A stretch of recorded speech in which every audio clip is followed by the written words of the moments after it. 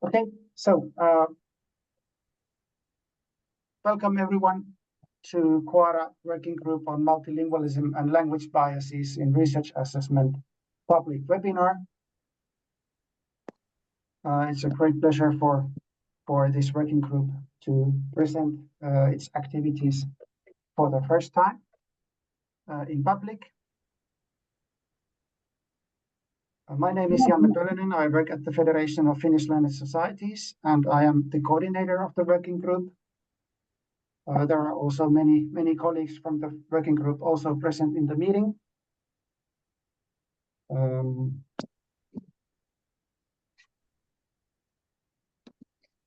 And today we have a very tightly packed program. First of all, our colleague Emmanuel Gardin from the Coimbra group was supposed to be opening the meeting. About she will join us. Excuse me, Janne. She will join us. She has a little issue. So I hope Emmanuel can join us soon. In the program, then I will be presenting the working group action plan, activities, and plans for the future. We hear results, exciting results from 3 surveys carried out over the last summer. I don't find anything about it nice. In global context. And also especially like I know the people of the culture here and the people. After that, we will be hearing about bibliometric analysis. There will be also presentation of our focus groups on policy advice and implementation. And finally, we will tell more about engaging with the working group activities.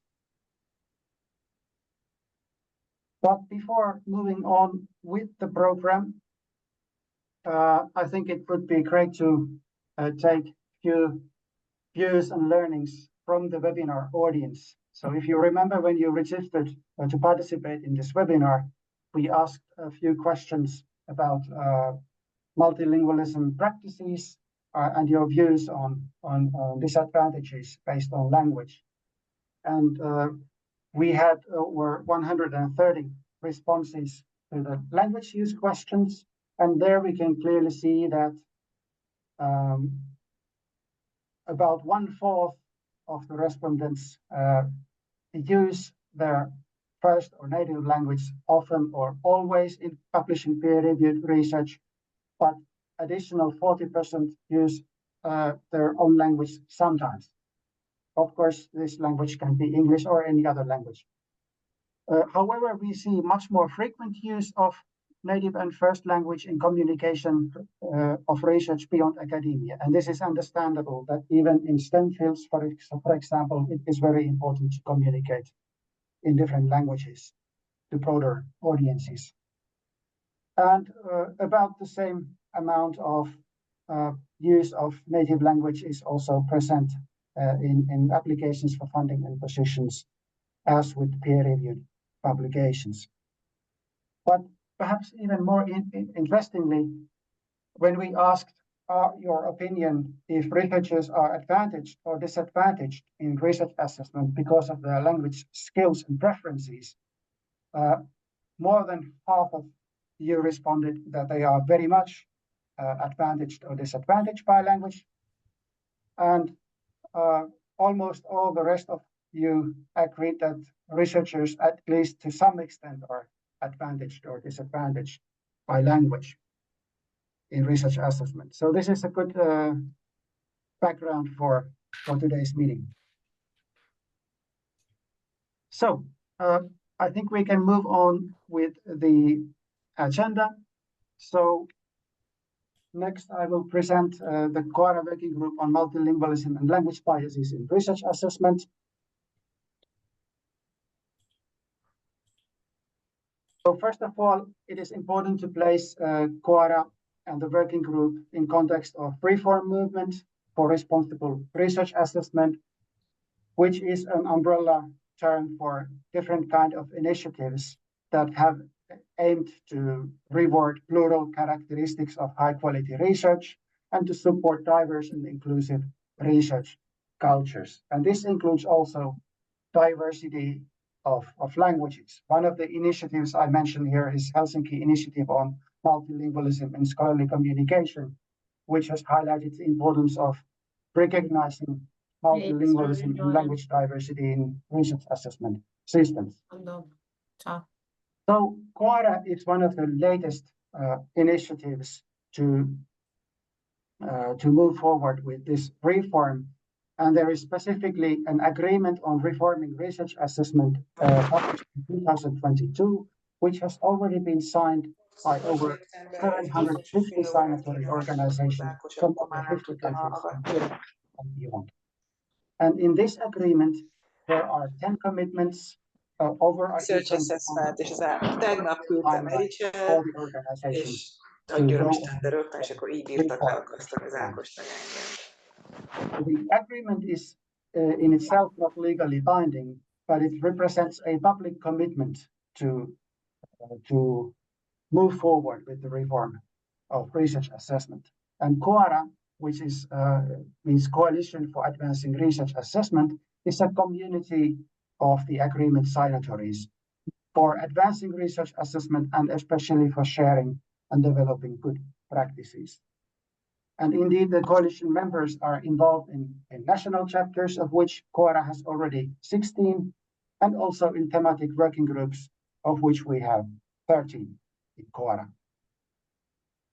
And what do we mean when we say multilingualism and language biases in research assessment? This relates to all types of processes, evaluation processes for allocating funding, for instance, to research organizations or units, to research projects or individual researchers, or making price awards and decisions regarding funding. Or it can relate to research assessment exercises by research institutions, or for instance, at individual level, recruitment, hiring, and promotion processes. So this is the context in which CoARA operates, and we are discussing multilingualism and language biases. So what are the CoARA core commitments? There are 4 of them. First of all, CoARA promotes recognition of the diversity of contributions to research, and they're especially highlighting that the diverse contributions should be valued irrespective of the language in which they are communicated. The second core commitment is about basing assessment primarily on qualitative evaluation, however supported by responsible use of quantitative indicators. Third core commitment is about abandoning inappropriate uses in research assessment of journal and publication-based metrics. Especially highlighted are journal impact factor and age index. And in the scope note to this commitment, it is explicitly stated that inappropriate uses include assessing outputs based on metrics relating to publication venue, format, or language. And the fourth core commitment is about avoiding the use of university rankings in any type of research assessment context. So these are the CoARA core commitments and how they already include a language or multilingualism aspects in them. These are the 13 working groups in CoARA at the moment. I simply point out that multilingualism and language biases in research assessment is one of them. This working group is rather broad. We have over 40 member organizations representing all the different type of agreement signatory organizations. And our community is already almost 80 experts. We have 3 co-chairs, Emanuel Kulczycki from Adam Mickiewicz University, Poznan, Monika Dietl from Initiative for Science in Europe. Monika is also in this meeting and will be talking later. There is also Gian Maria Greco from Marie Curie Alumni Association, and I think also Gian Maria is in the meeting. And I am, as I said in the beginning, coordinator of this working group. So Language diversity and non-discrimination based on language, these are matters of right, actually. And our working group's mission is to support EU and other institutions in fulfilling their duties in this regard. And this requires also fostering an academic culture that values diverse competencies, interactions, and communications in all languages without exclusions or priorities. Our working group main objectives are to raise awareness across all fields about the importance of multilingualism in practice of science, in scientific publications, and in academic communications, as stated in the UNESCO recommendation on open science. Secondly, our working group aims to provide institutions with policy advice, guidelines, and implementation proposals for tackling language biases in metrics, expert assessment, and rankings, but also in helping them to recognize and reward and promote multilingual practices. Our work is divided in different task forces, of which I mentioned especially landscape analysis, task force 2, and the policy advice and implementation task force 3, whose work will be presented later on during this webinar. And here, indeed, you can see our more detailed action plan, different activities and deliverables by different task forces. You can see, especially when we look at landscape analysis, that we are conducting literature reviews. We have been doing definitions and glossary work, for instance, regarding the current state of multilingualism, and also analyzing best practices in tackling multilingualism and language bias issues. Of literature reviews, you will not be hearing today, but you will be hearing about surveys to researchers and bibliometric analysis. Overall, you can see that we are almost halfway in our 2-year action plan. We are almost done with landscape analysis activities, and then we will move on toward the policy advice and implementation. So with no further ado, I will pass on word to colleagues to present the surveys to researchers. There will be time for questions and answers after the presentation of these survey results.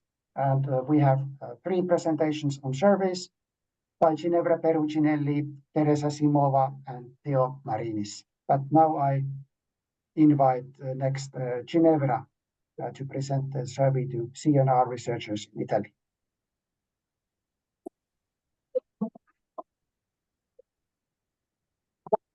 So just Ginevra, when you will hear the sound, the up sound, that means you have 30 seconds left. So I'm going to share some very initial findings from the questionnaire for the research community of the Italian National Research Council, which is the largest public research institutions in Italy with a specific mission focused particularly on high-level research than education teaching. And the purpose of the survey I present today is to explore the reactions and perception of the CNR researchers on language diversity and biases in assessment, and it serves as an initial step in understanding awareness across various scientific fields. Next slide, please. Before discussing the questionnaire, it's important to place the CNR in the Italian scientific context. In the last evaluation exercise, universities and researchers institutes, including CNR, submitted 182,000 of outputs, but most of these outputs comes from STEM and life sciences researchers and are in English, while social science and humanity presents a more varied linguistic landscape. As shown in the figures, I don't know if you can see the slides because I don't see them.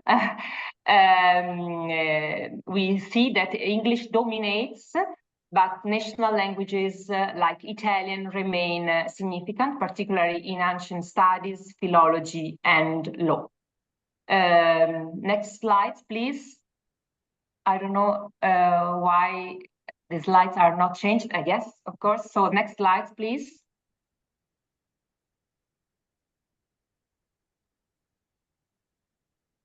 Next slide, please. So, Ginevra, it seems that Janne doesn't hear you. Oh, okay.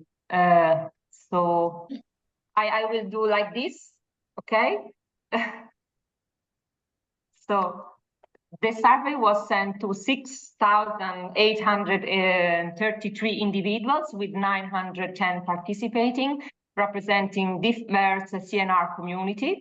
Respondents could select up to 2 areas of expertise, with physical and science and engineering being the most common. And it's also important to note that while social science and humanities make up 90% of CNR personnel, they represent 13% of our survey respondents. So this indicates greater engagement from this community to the topic.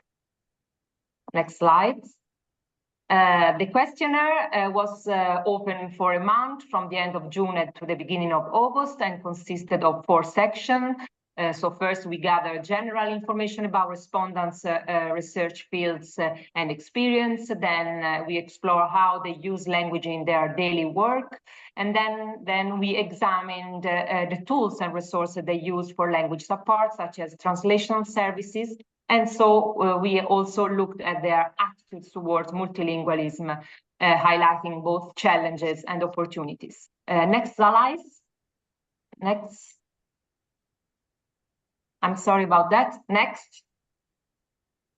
Yes. So when we explore language use in research, it's evident that most respondents operate in a multilingual environment, frequently using both Italian and other languages.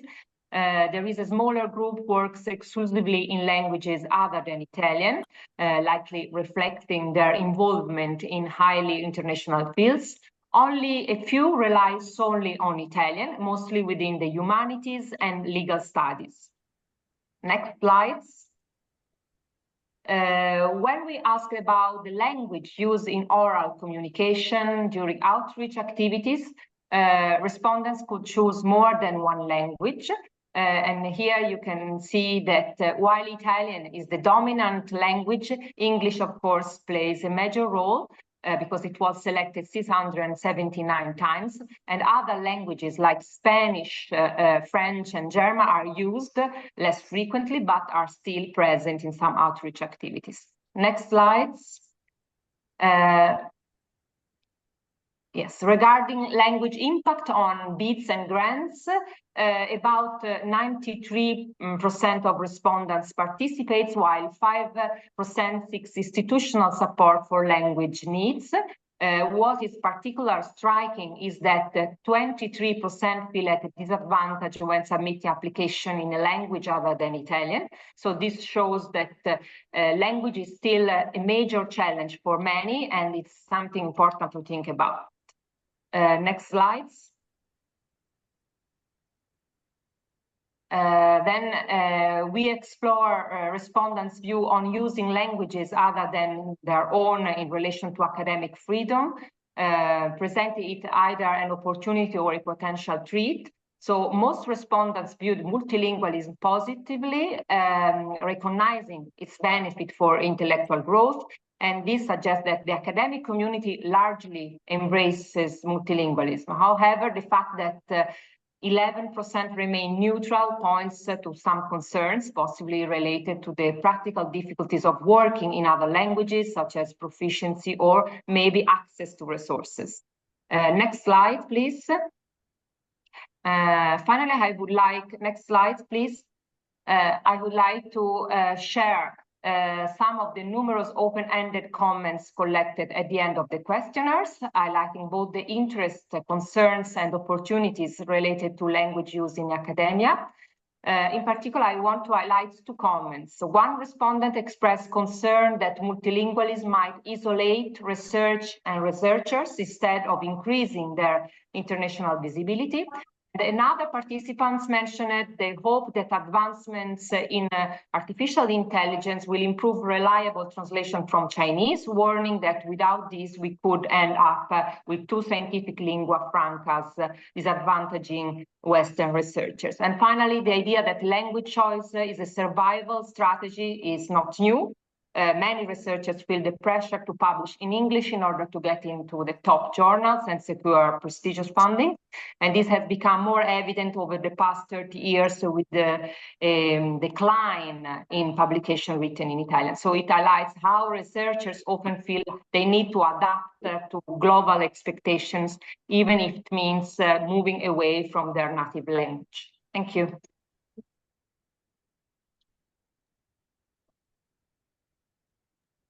Thank you very much, Ginevra. We managed finally to change this slides. So next, I would like to invite Teresa to present the results of the MCAA survey. Thank you, Janne, for the introduction.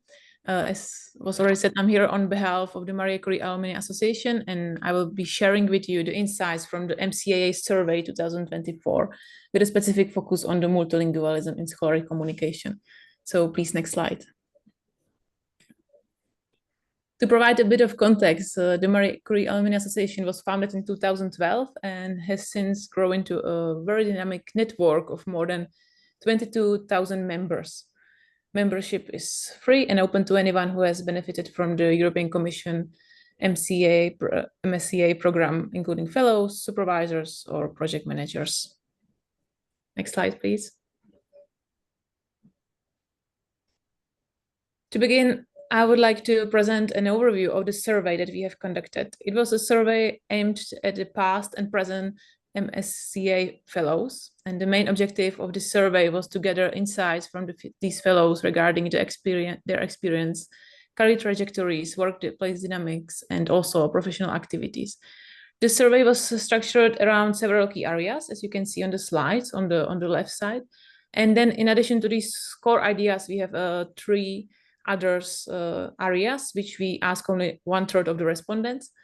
And we ask them about open science, about environmental protection in research activities, and also about the multilingualism and language use. So please, next slide. Here is a brief overview of our survey methodology. As I mentioned, we targeted both current and past MSCA fellows. Particularly, we receive around 1,600 responses with 1,200 valid responses for analysis. And approximately 1/3 of these, around 300 responses, focus on the multilingualism sections of the survey. So now we can dive into the results. So please, next slide. Yeah. So as you can see here, these slides highlight the dominance of English in scholarly communication.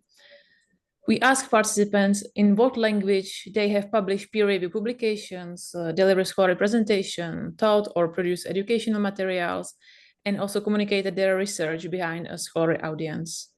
And as you can see, the vast majority of these activities were conducted in English, while languages like Spanish, Portuguese, French, Italian were also used, but their representation is significantly lower than English, which basically emphasizing that there is a linguistic imbalance in academic communication.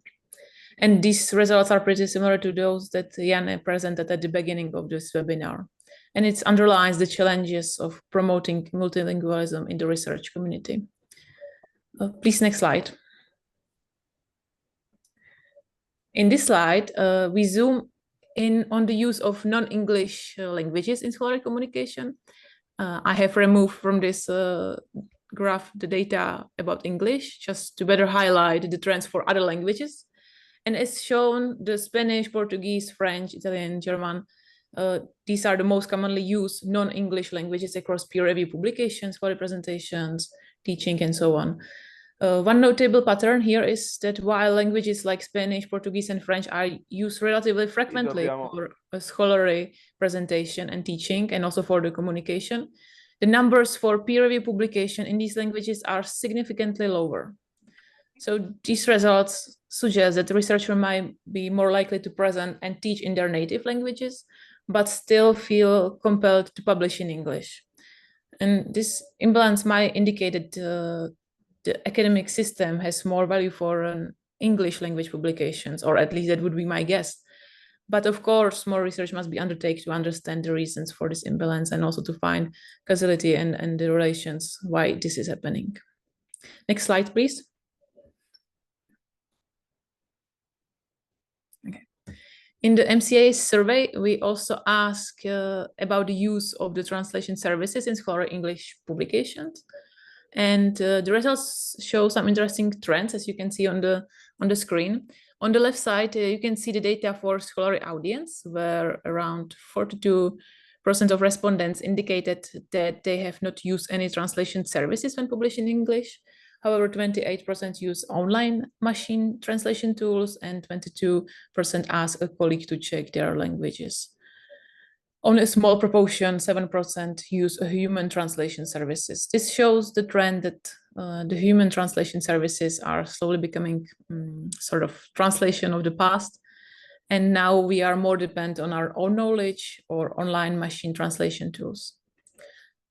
On the right side, you can see a similar trend for a communication with a non-scholarly audience, but there more researchers don't use any kind of translation services.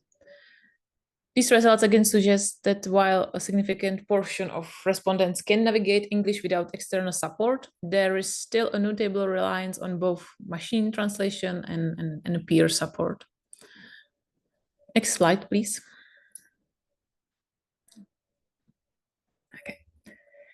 And part of a survey also focused on the impact of language barriers on well-being and workflow of non-EU MSCA researchers. Basically, we focus this question only on the nations outside of the European Union. And here the results shows that while a majority of respondents did not feel that language barriers significantly affected their well-being or workflow, there is still quite a notable portion of respondents that did report challenges, especially in terms of workflows. And these results again highlight the need for continuous support in overcoming language-related obstacles in the EU research environment, especially for the non-EU researchers. Next slide, please. Next slide. And yeah, this was the short summary of the MCA survey. I would like to, before I conclude, take a moment to acknowledge that these results I share with you today was not the results of one person effort. And I would like to thank to all my colleagues at the Marie Curie Alumni Association. And also I would like to thank you for the attention. Perfectly in time. Thank you very much, Teresa. And now I stop sharing and invite Theo to present the next survey results.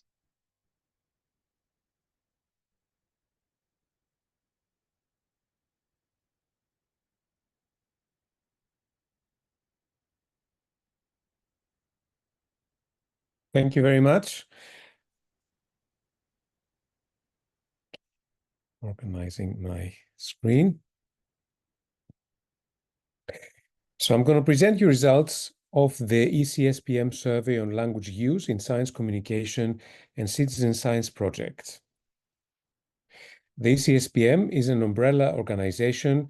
It's a European civil society organization that advocates practices of and research into multilingualism in society and all its cultural activities, and also plurilingual education in Europe and beyond. And here you can see the website.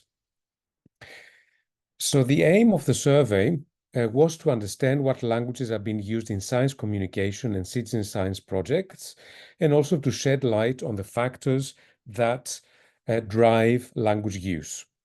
We took the definitions of Science Europe and EU Citizen Science for science communication and citizen science projects. That was at the beginning of the survey, so the participants could read the definitions and could understand what science communication is and what citizen science projects are.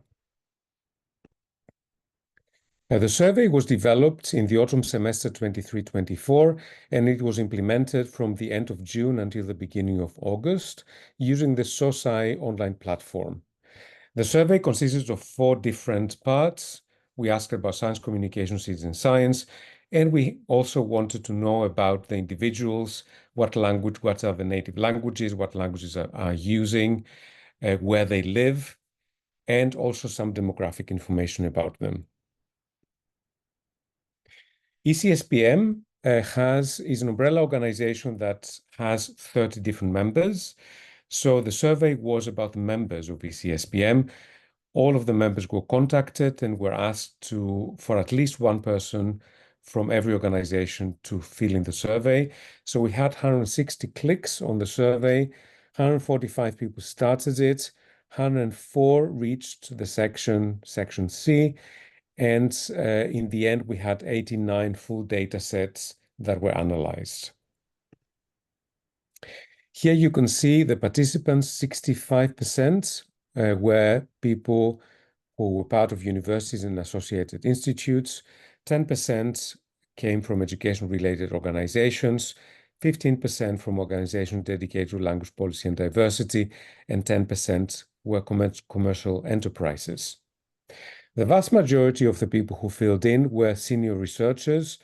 We also had 11% of early stage researchers within 8 years after receiving the PhD, and 15% were PhD students. The vast majority came from arts and humanities, 42 respondents.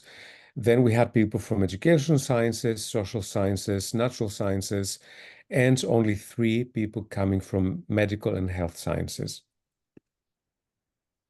So in terms of science communication, people could tick what languages they use for science communication, and they could tick many different languages. So we can see here that the vast majority of people ticked English, so they're using English for science communication, but also other languages were ticked. And we can see German, Italian, French, several people, and then we have other languages, a smaller number of people ticked those languages. We also wanted to know where the people lived, where is their organization. And so we wanted to see what is the relationship between the language of the country, the majority language used in that country, and science communication. So when we sorted out the data based on where they are based and what is the majority language of the country, we can see that 67% are actually using the majority language of the country. So that would be German in Germany, Italian in Italy. And 4% used both equally, and only 29% only used English. So we see that the majority language played an important role. Then we also wanted to know whether they're using more than one language at a time when they do the science communication activities. And we can see that 6% always use more than one language. So we're looking at plurilingual approaches, plurilingual practices. 50% used occasionally, 90% frequently, and only 13% used only one language. So we can see these organizations used more than one language in science communication. And when it comes to the question, what are the factors that affect the choice? The vast majority, the largest responses were based on the audience, but then also requirements of hosting organization, type of activity, accessibility, project goal, and so on and so forth. But the audience was the most important factor. Here I ordered the types and audiences with colors to see what kind of audiences they are. And we can see in blue are professionals, in red is the general public, and in black is policymakers. So these are the 3 largest audiences. that we used in science communication activities. Now, when we come to the citizen science projects, again, we see a similar pattern. English is the language that was ticked more, with Italian, German, and French as also important languages. But when we look at the proportion of the majority language compared to English, and both equally, we can see that also here, the majority language of the country is the language that is being used the most, and only English is being used by 18% of the respondents. Also, plurilingual practices are being used also for citizen science projects. So we can see here that from always to occasionally, the majority of the respondents are using more than one language in citizen science projects. When it comes to the factors that determine the language, again, the audience is one of the important factors, but then also accessibility type of projects and other factors. So the take-home message from the survey is that English is important both for science communication and citizen science projects, but the majority the majority language of the country is the one that is being most frequently used. The most important factor for language choice is the audience, and the most frequently mentioned audiences are general public, professional audiences, and policymakers. And there is a considerable use of plurilingual approaches in both science communication and citizen science projects. So thank you very much for your attention.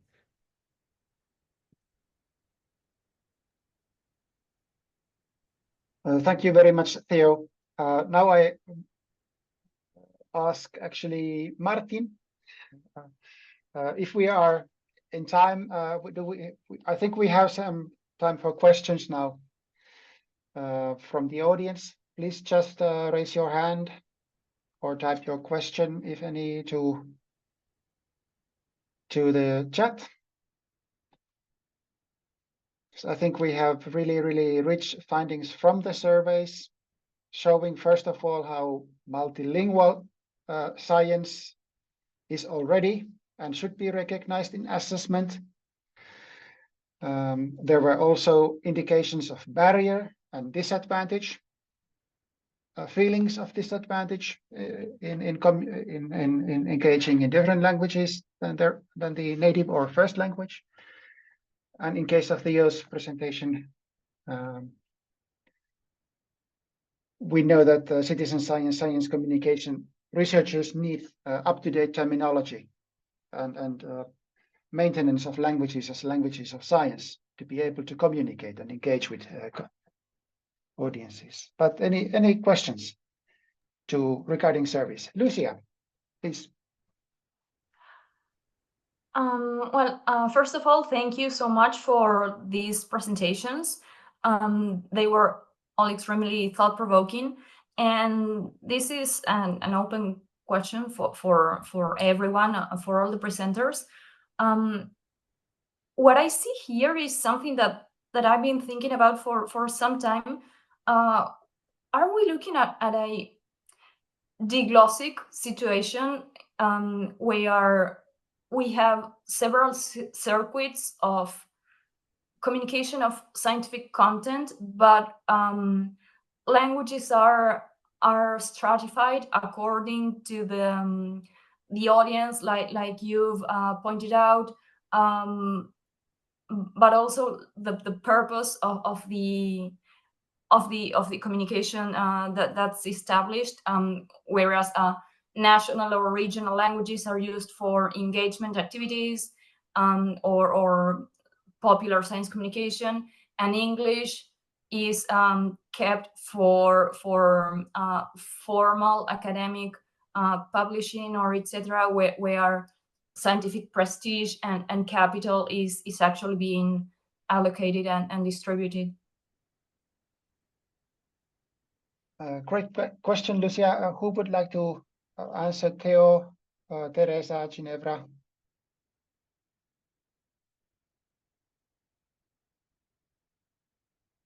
Theo, please. I think that was a very good summary of the findings of the several surveys that for science, for scientific purposes, English is really very dominant. And then for science communication, citizen science projects, because we need to communicate with the people in the country we live in. If the country we live in is not an English-speaking country, then we have to use the language of the country in order to communicate to the local audiences. Thank you, Theo. Then I see a hand raised by you. Haveman, please. Hi, thank you so much. So I mentioned a question or a comment in the chat also, but just to elaborate a little bit. So if we could, or maybe that's what the working group is anyways preparing, but to discuss the obvious versus the unexpected responses and learnings from the survey would be interesting. With regards to, what did we expect? What we already know intuitively, and now actually having numbers to that is great. So I don't want to diminish that. That obvious is still good to know and have numbers for. But what was just said, I wanted to also comment because this is a recurring theme, and I think everybody in the room here agrees that yes, we have English as a lingua franca, and that's also good to some extent, but it's so important, and there's so many barriers that come with it. And it's so important to balance like the national languages and regional languages for science communication amongst researchers. Because, I mean, like, there was also a paper that actually put numbers to the difficulties that early career and also late career researchers experience with having to work and communicate in English to their peers. And as we all agree, we need lingua francas, and English is not the only lingua franca, but it's very dominant and enforced by commercial publishers. And if we really want to change that as a working group or through CoARA, I think there's different dimensions we need to look at. But I rest my case for the moment to allow more comments. Thank you. Ginevra, please, I see you raised hand. But also to reply to the first questions, for example, we have asked in which language Italian researchers conduct outreach activities in their country, and so they reply, of course, their native language, but they use English in the terminology in their presentation. So this is a big issue also. So the presentations are in English, but they use their native language. So I just have the feeling it's the first insights of the survey of the research that most researchers have adapted well to using a lingua franca that is English as a standard part of their work life. But of course, there is the necessity to find a balance between the benefit of using diverse languages and the practical challenges researchers face, because in some cases the free comment said that there is no issue. The lingua franca is necessary to collaborate. So multilingualism is not an issue. So we have to consider also this comment. Maybe if I can add just to that, that was what our results also show, that our researchers also had issue with workflow, which was mostly in the native languages, not in English. So that's something that affects their work and their professional activities. So that's something that we definitely must address and think about when talking about multilingualism. Yes, and maybe a quick remark that I think it was stunning that in CNR survey, so large share of the respondents from STEM fields. So I think that is a good indication that multilingualism is relevant also outside SSH. It is not only SSH issue. So maybe just one question from Maria, and then we move on with the bibliometric analysis. Thank you. First, I would like to thank all presenters because all these findings are very important and relevant, I think, for all kinds of institutions.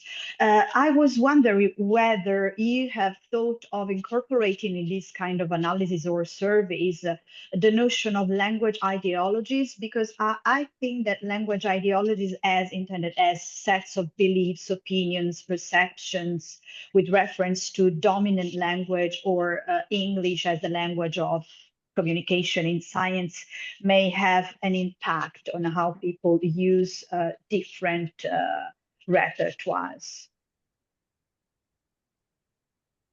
Thank you. Well, for CNR, we have made some specific questions related to academic freedom, which is not the same, but we have investigated the perception of their attitudes in front of the academic freedom. So if they feel that they lose the cultural identity using another language, but not specifically in this topic that you have mentioned.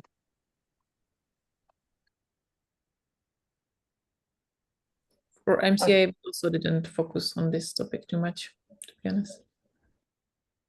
I see Monica has raised hand, so. Yes, very quickly. Thank you, Jan. It's just a question. It would be interesting to see if there is a difference depending on the generations, because I observe more and more that the younger generations, the younger researchers are much better in English, possibly because of the online games and Netflix. But it would be interesting to see how this impacts also the outcome of your 3 surveys, by the way. So this was my comment. Thank you. Well, thank you very much, Monica. And now I think we have to move on in the program with bibliometric analysis and give floor to Andre. Thank you, Janne. So I'll share my presentation.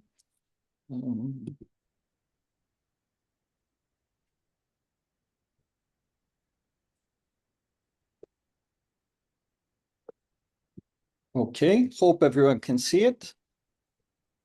Perfect. So we're going to discuss a little bit the idea of exploring the landscape of multilingualism through bibliometrics. And to get started on that, I'm going to talk a little bit about my origins and how the whole idea of this landscape study came from a previous experience. So the Global South, I'm a researcher now at CWTS at Leiden University, where I have been based for the past 6 years. But before that, I spent over a decade working as a science policy officer back in Brazil. And in the Global South, there's an issue that I like to call it the underdog complex that can lead to misguided internalization of efforts. So basically what happens a lot, not only in Brazil, but all of Latin America and other parts of the Global South, is that we have this sense, let's do whatever we think the rest of the world is doing because it's probably better than what we're doing. And language has a role in that. So there's a lot of pressure, particularly in the Global South, to publish in English. And this effort has really influenced the system. So, for example, in Brazil, we have, since 1998, an evaluation system that aims to assess the scholarly publications in the country. And the reason why that has been established is because it's a large system, but also because of this. So this was a study that I conducted because there was a whole movement that we should be international, we should only value Web of Science, only Scopus, only English, only things that have impact factors and so on. And what we see here is I got the information from the current research information system in Brazil that has pretty much all publications by Brazilian researchers. And I matched those to Web of Science. And what you see at the top is what's indexed by discipline, a group of disciplines. And in the bottom, you see what's not indexed. And it's pretty obvious, one, the bias of disciplinary distribution that we know it's part of these databases. But then you have the language bias because the blue is English and the gray is Portuguese. So you see that there's a lot of research being conducted in Brazil that when you look at the database that's being used to assess research in the country, it's not there.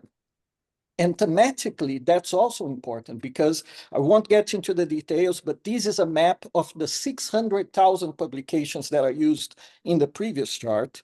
And here you have kind of a thematic distribution with this red cluster that's obviously social science and humanities.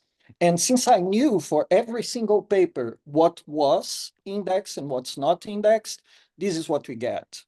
So when you see the purple, it means that almost nothing of the research conducted in fields such as education, democracy, law, teacher training, none of that is indexed. So it's found only in the local databases like Cielo, Redalyt, Latindex, and so on.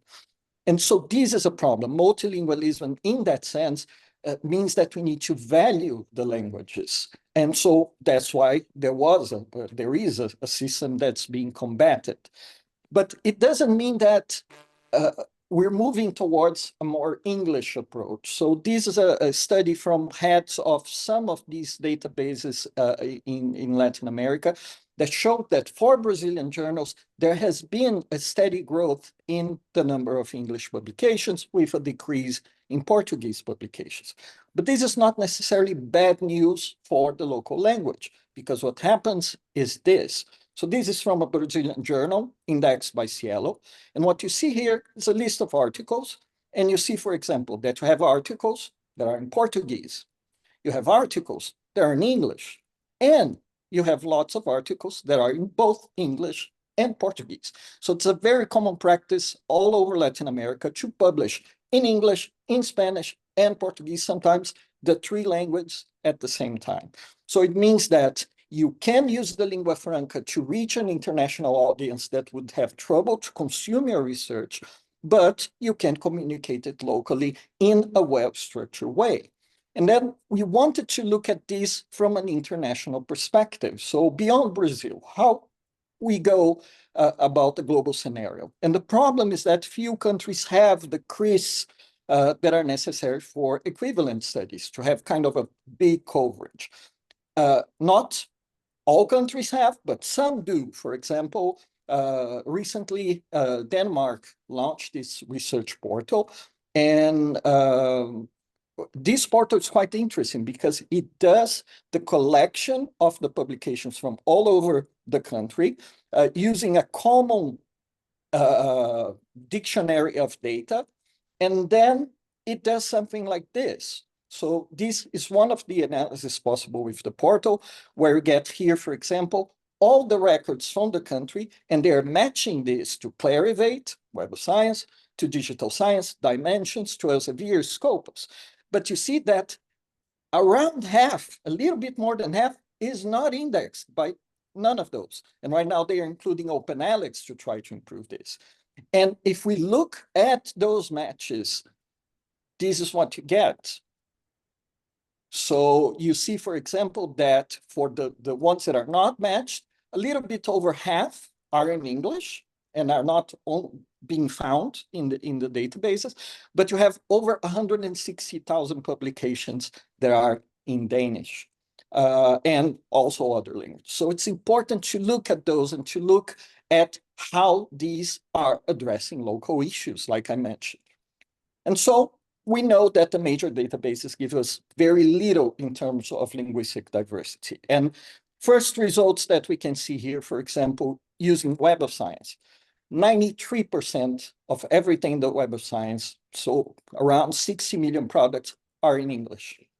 And in Scopus, this drops a little bit to 88%. We have around 60 million products in other languages. But when we look at those from the perspective of which languages are covered, and we look in detail into the others, you see, for example, Web of Science, a lot of German, French, Russian, Spanish, Portuguese, Chinese, and so on. For Scopus, the larger number is mostly explained by China. So we have higher volume of Chinese journals, but the other numbers are very similar between the two databases, okay? But of course, we have OpenAlex as a promising alternative, and this is what we have with OpenAlex. So we're actually talking about 25% of the papers and reviews indexed by OpenAlex are in other languages. And more important than that, you're not talking about 60 million publications. You're talking about a total of 200 million publications, of which almost 50 million, so almost the entirety of what you would see in Web of Science and Scopus is in different languages. And we can look at that from a series of different perspectives. For example, we can see Japanese, Spanish, French, Chinese, around the same number that you would have in Scopus. And then you have a broader panorama of potential publications. So this is an interesting universe that we can explore. And how can we do this? So to explore this, we can take a look, for example, at how countries are exploring languages. And then you start to see a problem with OpenAlex. So here I got the top 15 countries in terms of number of publications and which languages they are publishing. And by the way, all that will be made available in interactive format as one of the deliverables from our project. But then you see that when you look at the countries, you don't see those big shares of languages. And that's because around half of everything that's still in OpenAlex is not really well covered in terms of affiliations. So we know it's Chinese, but we cannot associate that publication to a Chinese institution. I know they're working on that, they're trying to improve that, but this is an issue that needs to be addressed so we can do an affiliation-based, a country-based analysis, but from the language perspective, we already have a lot of interesting things. We can also look, for example, very briefly, because we run out of time, for example, at the time development of the language. So you see the number of publications per year of the top 15 languages. English, of course, towers over everything, but if we filter English out, this is what you see. You see, for example, a drop in the past few years that has to do with the algorithm that's being used to map the languages and so on. So, oh, perfect. Yeah. So there's a lot that we can see and can explore with that. But just to finish, it's important to think that we can already do some interesting analysis with that, such as we can look, for example, at this word cloud created from all languages based on the higher classification used by OpenAlex. And you see, for example, this is for every country. But if you look at different countries, you see different maps. So this is the English distribution. You see that some disciplines gain a little bit of space. But if you look at other countries, like, for example, Croatian, I talk about languages, not countries, sorry. Then you see physics, philosophy, political science. This is kind of a different distribution of what the language, see, for example, Chinese, computer science blows out of proportion. And then you start having this sense. This is the Netherlands, for example, Dutch, publication Dutch with art, with philosophy, political science highlighted.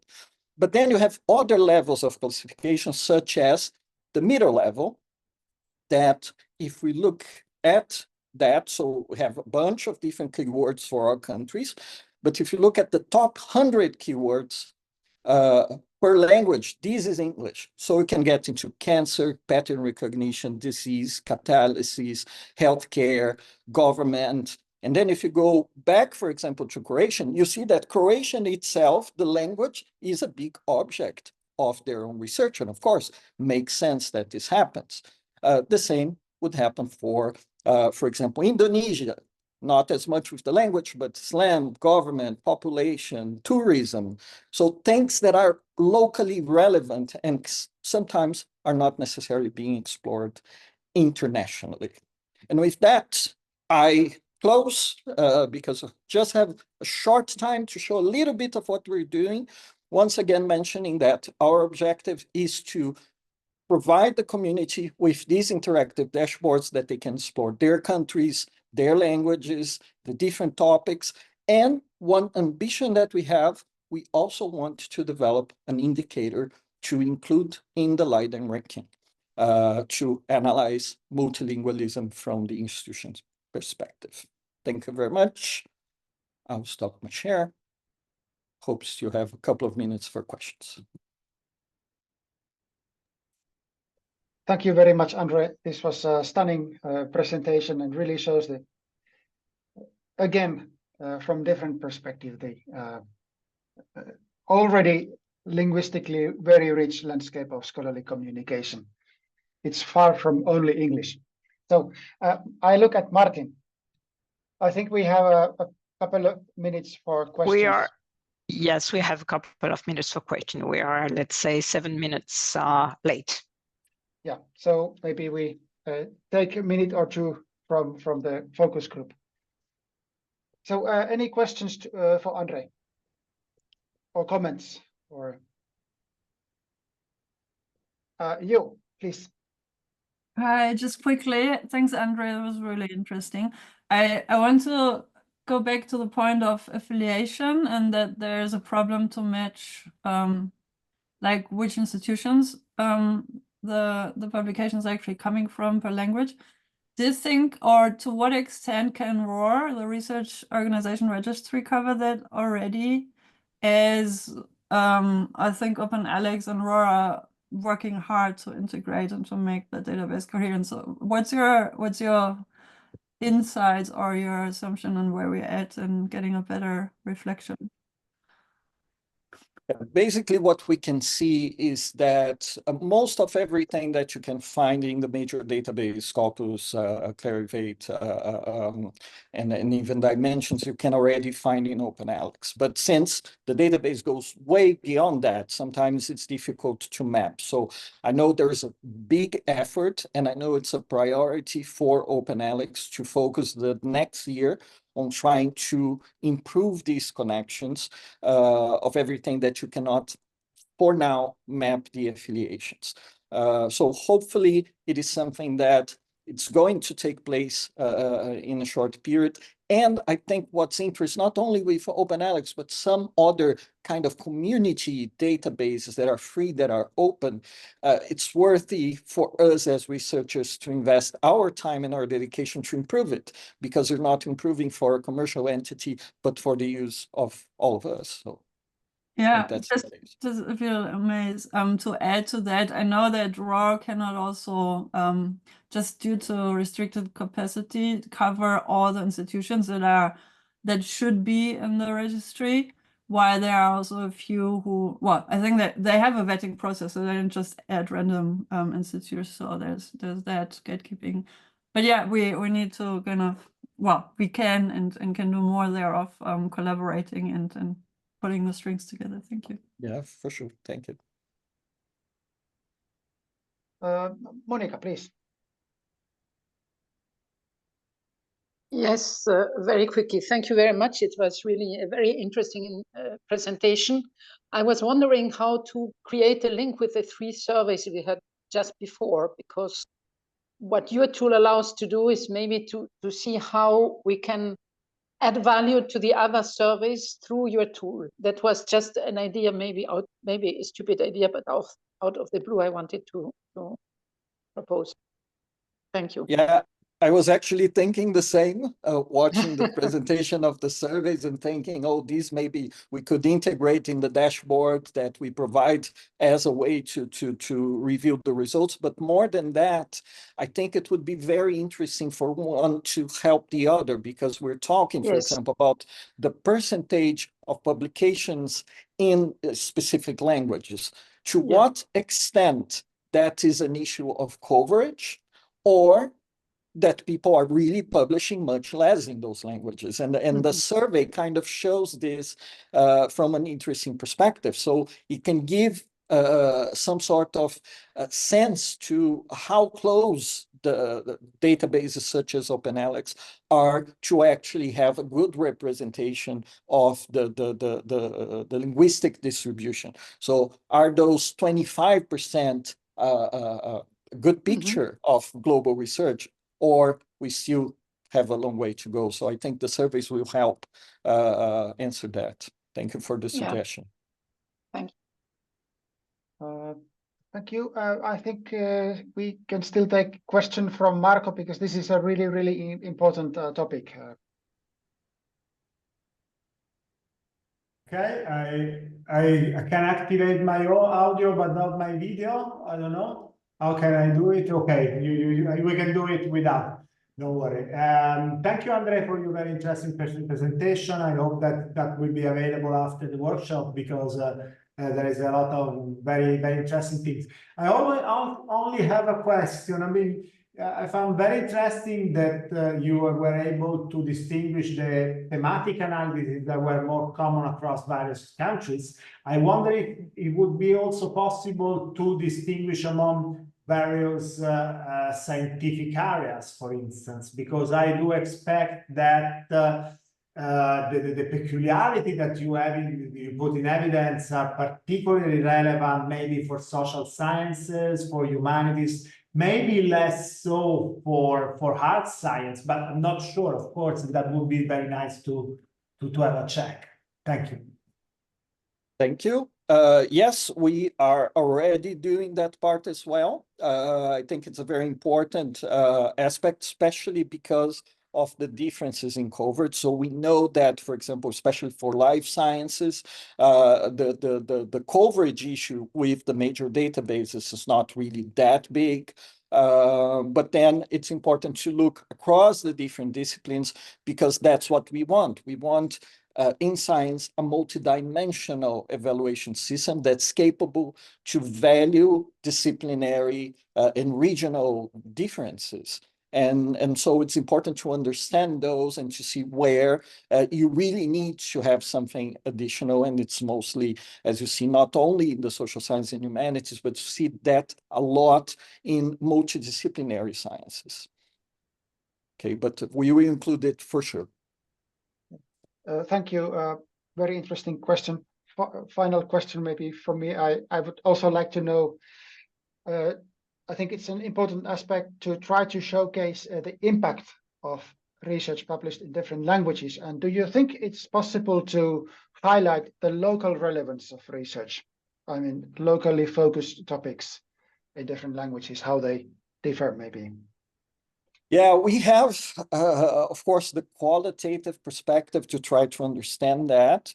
But one thing that I'm exploring right now is to use Overtone, so the database of policy documents. So we can try to map these kinds of citations and also the SDGs.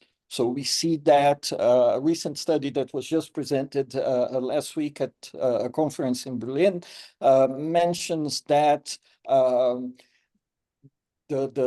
publications that are somehow connected to sustainable development goals have a much higher chance to being cited and adopted by policymaking. So it's the type of interesting perspective that we can trace. So it's important to do an initial exploration, but I do think that we're going to have kind of homework for after the project, for the project to be on doing a very robust qualitative perspective, because something that Carol Weiss, if not mistaken, wrote around the 70s, most of the impact of social scientists, particularly in policy, happen through the interactions and the personal connections, not to what they publish. So in that sense, bibliometrics can only kind of give us a sense, but not really paint the whole picture. Thank you very much, Andre.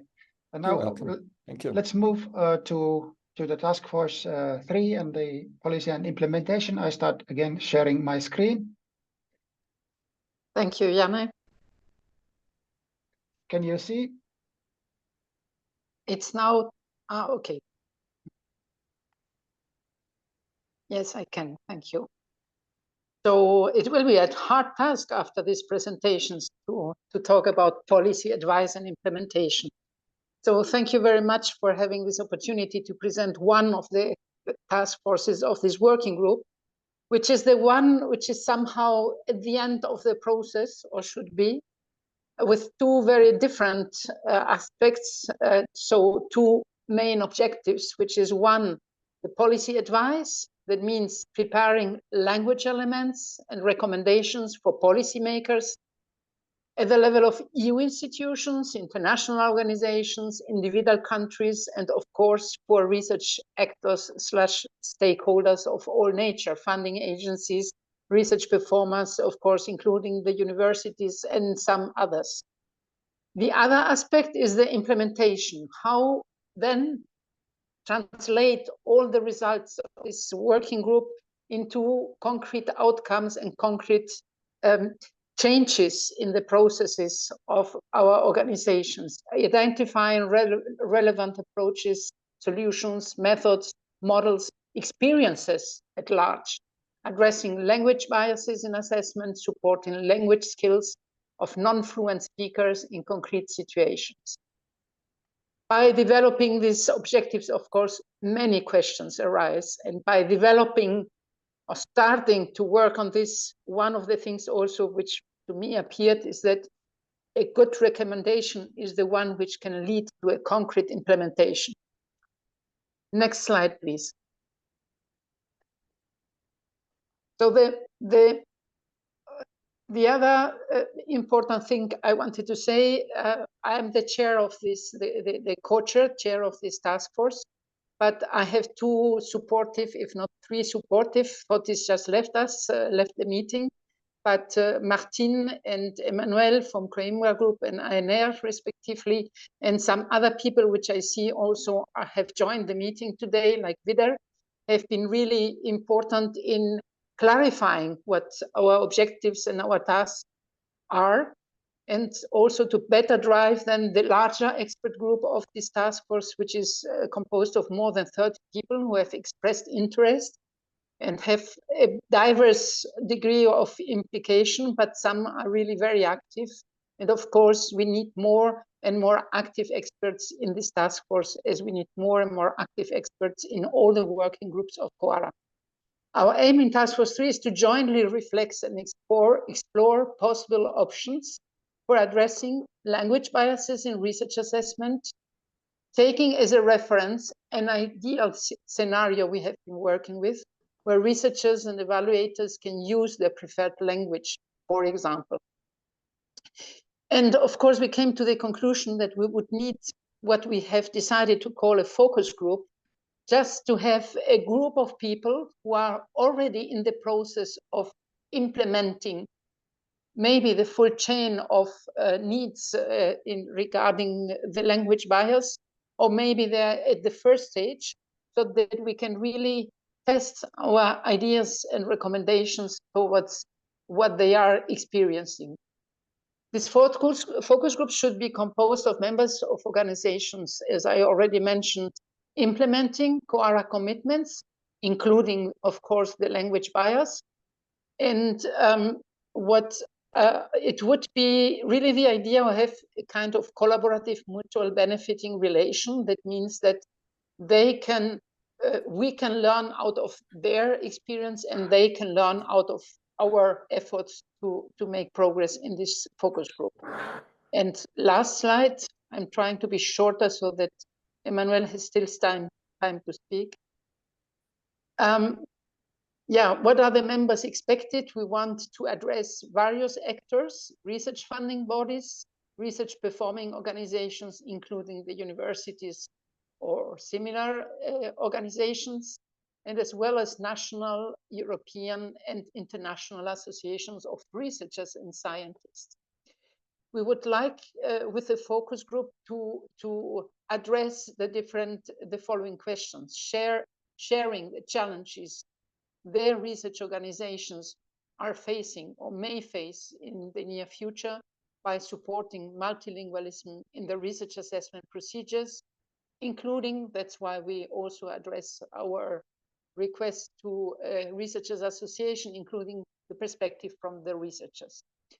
We want to provide, we want them to provide us with concrete feedback on the feasibility of our ideas and on the usefulness of our recommendations, and to suggest solutions to support the process and activities, including, for example, how to use the best translation tools, which are, as we all know, still in development, even and improving in a very fast manner, and make progress in this area.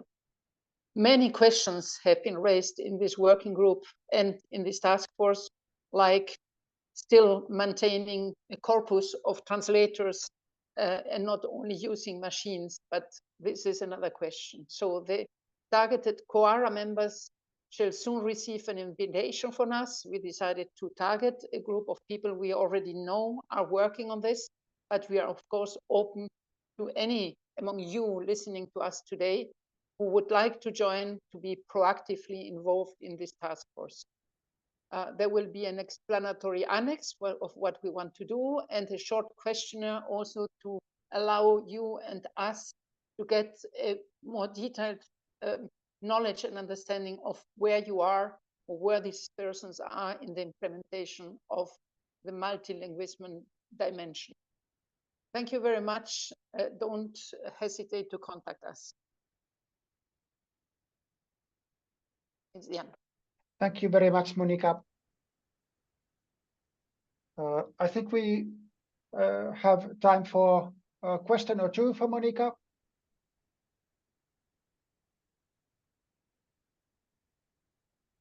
Please just raise your hand.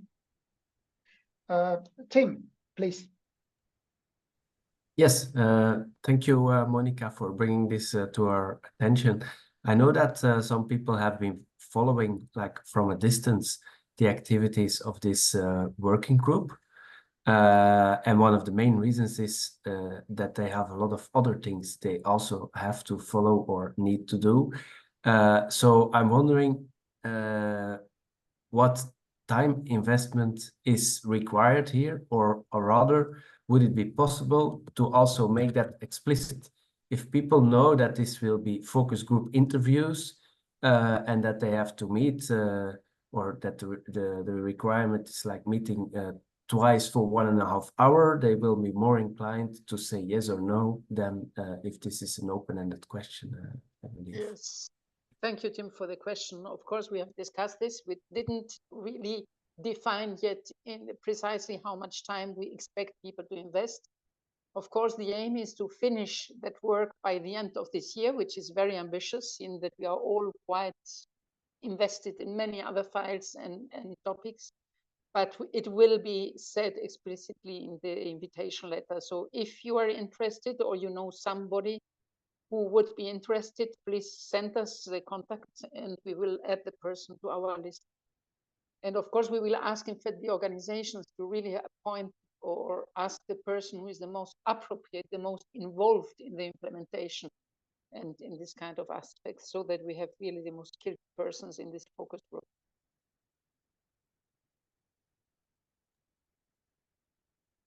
Thank you, Monica. Yeah. Okay, thank you, everybody. Thank you. So let's move on toward the end of the. There was actually one more slide,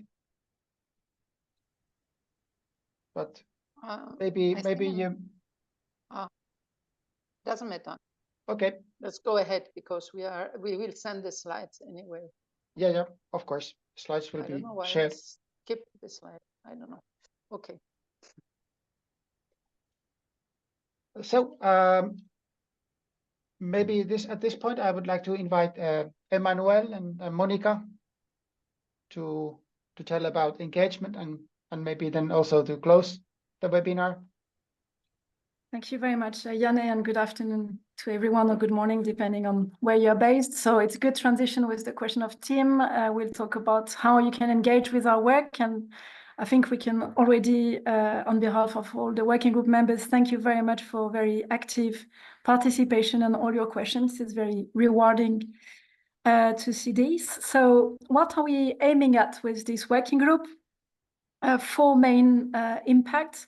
First, we aim at promoting international excellence in research at the same time as ensuring equity, diversity, and societal interaction across the whole scope of disciplines. So we have, I think, heard very interesting findings about the difference between STEM and SSH fields this afternoon. Second impact we are looking at is ensuring the availability of high quality, diverse, locally relevant research, knowledge transfer beyond academia, and co-creation between researchers and other stakeholders. And I think there were also some very relevant comments related to and findings related to the locally relevance of research. The third impact, of course, what we are addressing in this working group is to be placed in the broader context of the reforms in the area of open science and responsible research and innovation.